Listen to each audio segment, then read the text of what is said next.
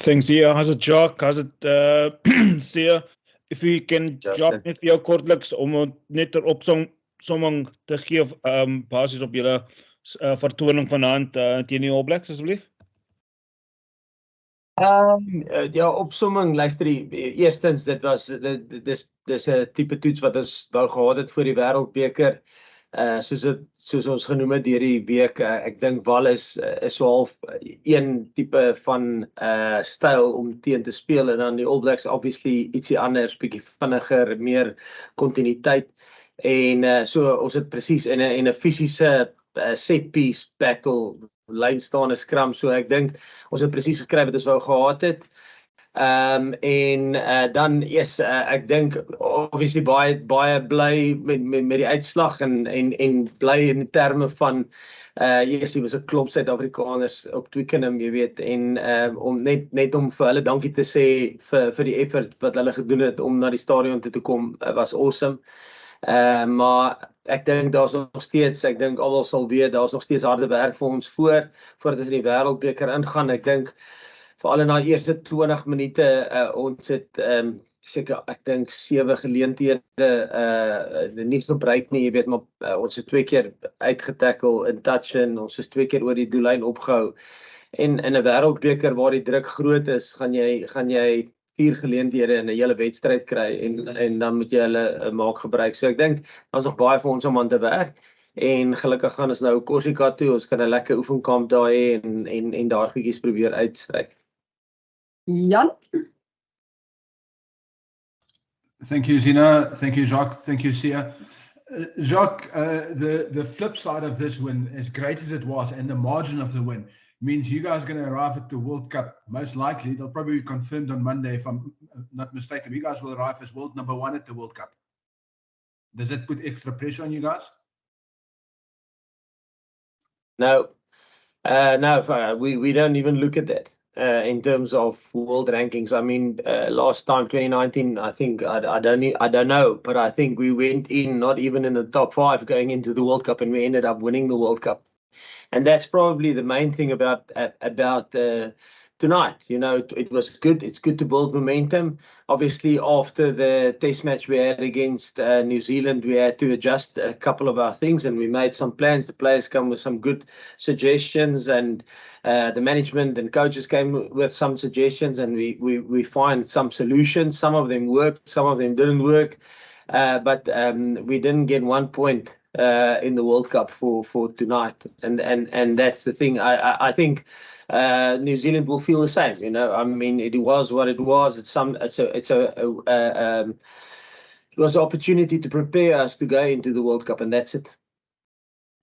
Because I don't see a hand from Kaniso. Nathan, you can ask. I'm assuming it's in Kosa.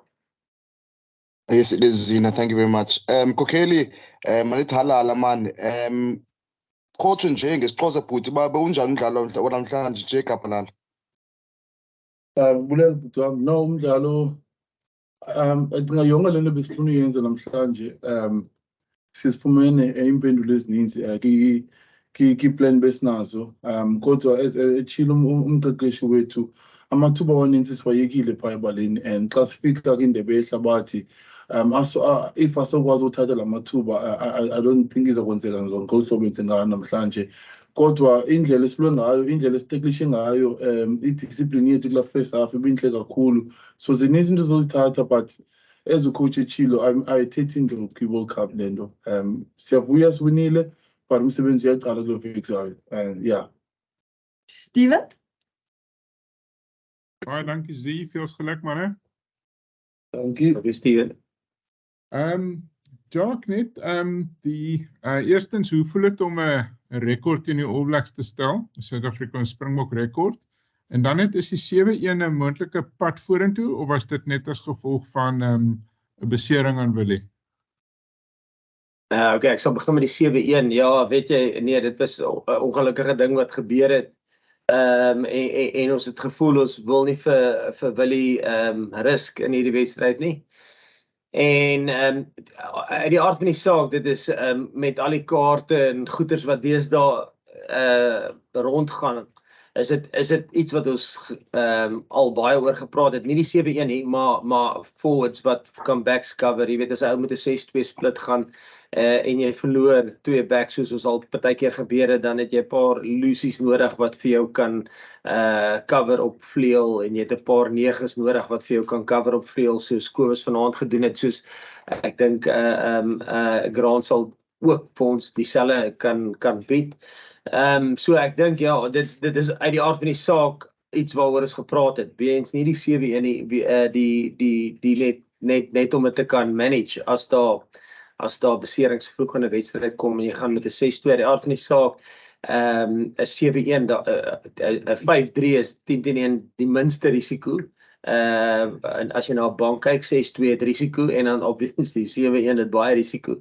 So ja, dit was ek weet nie vir ou daai risiko kan vat vorentoe nie, maar dis iets wat ons nou sal kyk en dit oorweeg, maar ek sê weer, daar's baie risiko in dit. Cool. Thank you, guys. We'll take questions from the floor now. So, Siya, how's the knee? How you feeling? Feel good. Feel good. Knee felt strong. No problems at all. I wasn't in doubt at all.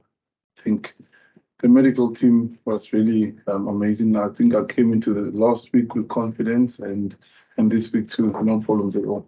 Feeling good? Yes, thank you. Jacques, please could you give some thoughts on Moody's performance at number 13?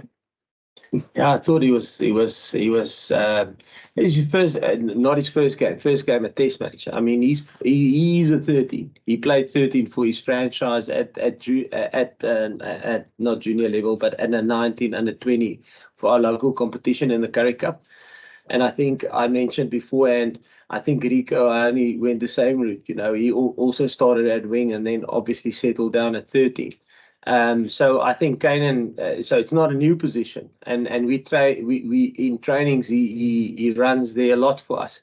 So, but I thought with the quality of player that he had to play against, I thought he had a really solid performance. And like I said, with the injury to Lucanio, we always had Lucanio and we had Jesse as our 2 13s with options of maybe moving Damian Dalende out to 13. So he was our third choice. But with the injury with Lucanio, we needed a 13 backup there. And he was always a guy that we earmarked for it. We wanted to try him on the end of year tour last year, 2022. But unfortunately, he picked up a hamstring injury. So he missed out the first 3 games.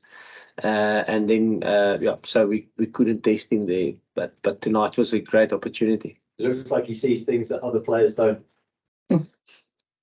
I can't comment on that, but but obviously he looked comfortable in the position. Yeah. Can I just ask about the 7-1 bench split? I think you might have been asked about it. Yeah. Obviously, you were slightly pushed into it this evening due to injury, but is it something, given how destructive your pack was tonight, is it something that we might see voluntarily in France?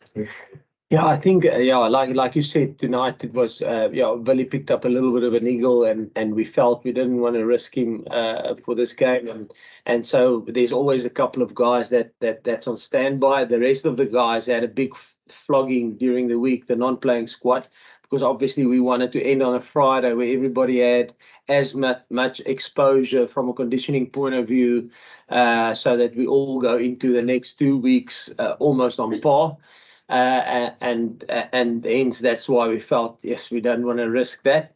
And going forward, will we go?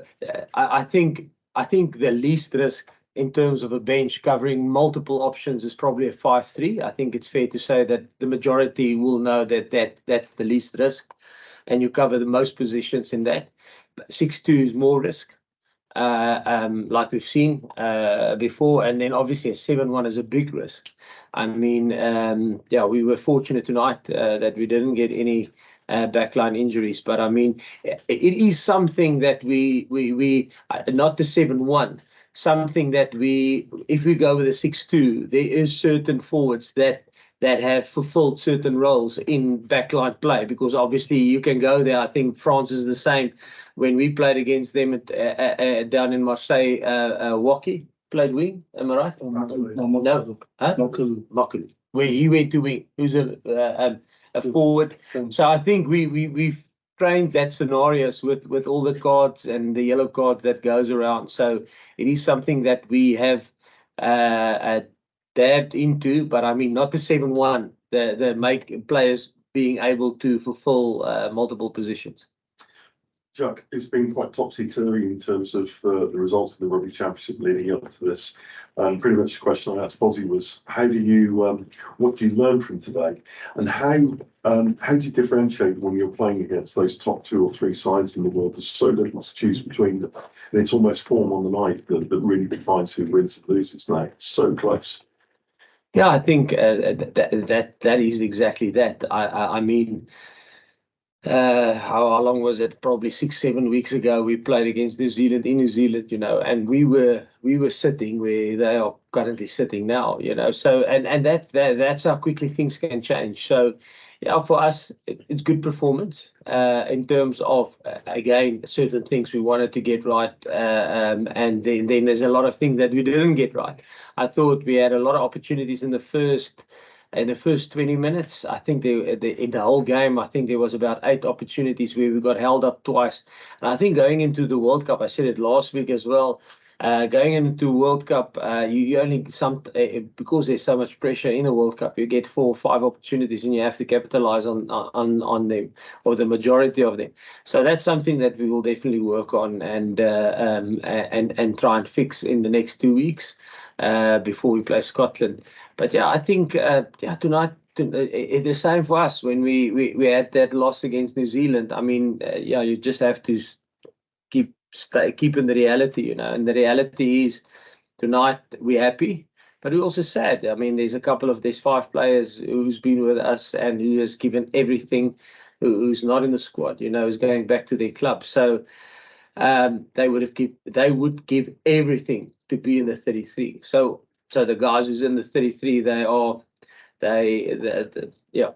must cherish that and know that there's guys that is as good that can take their place. I want to very quickly see the neutral venue. How did you enjoy it? Would you like to see the experiment repeated again? Yeah, I thought it was amazing. To see the amount of South Africans on the way to the stadium was honestly special. And I think Jacques told to us, and before the game, like whenever we need South African people to come for us, and they were there today. And I think, everybody enjoyed it, hopefully. And that's why I said in the week, there's no ways we can hold back in front of 82,000 people. The people in the UK don't get to see the Springboks and the All Blacks play against each other. So we had to give it everything today. And I think in future, if something like this can happen, I think it'll be amazing. Maybe have more than one game on the day. I think, you can see the excitement of the people who want to see the Southern Hemisphere side from here. So I really enjoyed it. Can I ask about Andre Estes and his development? And obviously, he had a great performance tonight. But how pleased are you with how he's come on across the last 18 months, 2 years? No, yes, I think he's really on form. He was very good tonight. And listen, he's been good. The Australia game that we started him, good in that Argentina away game, which is a very hostile environment and tough game to go and win. And then tonight, I mean, it's good. Like I said, our big aim was to try and get as much squad depth as possible. We think it's going to be a squad effort. If we defend the World Cup, it will take a squad of 33 that's in form, that have had good game minutes under their belt, and that push each other. So there's nice competition within the week, but controlled competition, and the guys help each other. So I think, with him and Damien, Damien's performance last week was as high standard. So I think they're pushing each other really hard. What does it say We about can take 2 more questions, guys. himself? Because it hasn't been play sailing, has it? And he's obviously come to London and taken it apart from some other. His character character and determination to make it with the Boks? No, yes, it's always been massive. I mean, I've coached Andre the first time, I think in 2014 at junior Springbok level, when we played the Junior World Cup in New Zealand. He's a quality rugby player. He's a driven man. So yeah, no, I know him well, and yeah, he's a quality rugby player. Good character, yeah. Last question over here. So I'm Chris from Forever Sports. So, yeah, this is comment on actually Manie Lebok, how he's come on, and I obviously don't give away secrets here, but to me it seems like under Pollard and under Lebok you look different. There's a different kind of structure. I don't know if you like actually train them different, but like, are we saying that Manie Lebok's kind of like torn up the traditional South African way of rugby? Because for us, for what it looks like it's a very different pattern. Like, so just comments. But I'm talking about Lebok because I thought he got very unfair criticism last week. I thought it was uncalled for, but he's kicking, and obviously showing his kicking is good. So how do you feel about where Lebok is now going into the World Cup? Yeah, no, I think it's probably unfair on Andre. Yeah, I can say, because I'm just saying he haven't had an opportunity, unfortunately. Yeah, unfortunately, haven't had an opportunity with us yet since we probably started. We always said in 2022 and 2020, we if you think about performance on the one side and development and developing squad depth and building on your game models and stuff like that, 2020 and 2022 was probably the 2 years that we were going to do it. Unfortunately, we lost 2020 with COVID, and then 2021 it was British and Irish Lions. It was all about performance, and now World Cup, we had to probably get 2020 almost back. So I think Andre was unfortunate. If you go and look at Andre's performance when we played in Mbombela against the All Blacks, I mean that was probably the biggest victory against the All Blacks back then in almost 90 odd years or something like that, and he was phenomenal in that game. But unfortunately, he got injured 2 weeks later, and he hasn't played for us since. So I think it's he's very much aligned with what we're trying to do and how we want to play, and I think if you look at his last couple of performances for Leicester, I thought he was outstanding in the way he played. So yeah. I think my point is it's a nice place where we are. You know, like to have the two guys. Yeah, three. I didn't mean to throw. No. I get these two guys. It's like, yeah. No, I think if you went back maybe 18 months, I mean, everybody asked, listen, what happens if Andre and Elton goes down? You know, and then Damian Willemse stepped up last year. Took over from Andre, and he played the majority of the games at fly-off last year for us. And I think out of them, we only lost 2 against the number 1 and 2 teams in the world, which was France and Ireland. And then obviously this year, Manie got a couple of opportunities at fly-off. Damian had a couple of opportunities at fly-off. So yeah, I think, and Andre I think he'll probably be ready to go in the next couple of weeks, full on like 80 minutes. So yeah, I think we're in a fortunate position in terms of that. Yeah.